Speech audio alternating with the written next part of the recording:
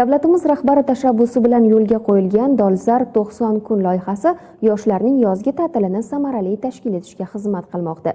Respublikamizdagi maktab va san'at muassasalarida fan to'garaklari, sport musobaqalari hamda ijodiy mashg'ulotlar muntazam ravishda o'tkazilmoqda. Hozir shu haqda. Yozgi ta'til oliy maqsadlilar uchun faqat dam olish emas.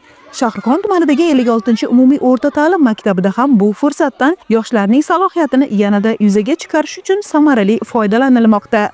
To'garaklar muntazam tarzda olib borilayotgan samarasida o'quvchilar nafaqat bilimlarini mustahkamlamoqdalar, balki eng kamida bir hunarni ham egallamoqdalar. Xorijiy tillarni va kompyuter texnologiyalarini o'rganishga ishtiyoqi balandlar uchun Dolzarb 90 kun qo'shimcha imkoniyatlar taqdim etdi. Bilim maskanida tashkil etilgan to'garaklar yozgi ta'til davrida o'quvchi yoshlarga bilim berishni yanada kuchaytirgan. Negaki vaqt ko'p. O'qituvchilar faqat yangi saboqlarni berishdan tashqari mavzu doir qo'shimcha ma'lumotlar orqali shogirdlarning bilimini boyitib bormoqdalar. Dolzarb 90 kunlikdagi darslar ayniqsa rasm chizish to'garagiga qatnovchilar uchun yanada qiziqarli bo'lmoqda.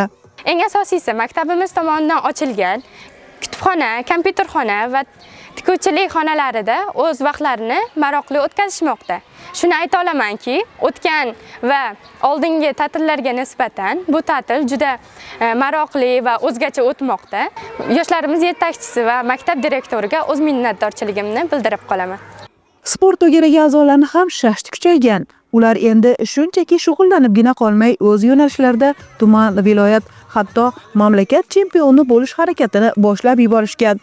Ta'lim tizimini yaxshilash yo'lidagi aniq harakat rejasi bo'lgan mazkur dastur o'quvchilarning bilim saviyasini yuksalishda ham, o'qituvchilar mahoratini oshirishda ham namoyon bo'lmoqda. Dilfuz Ahmedova, Doniyor Aliyev, Andijondan.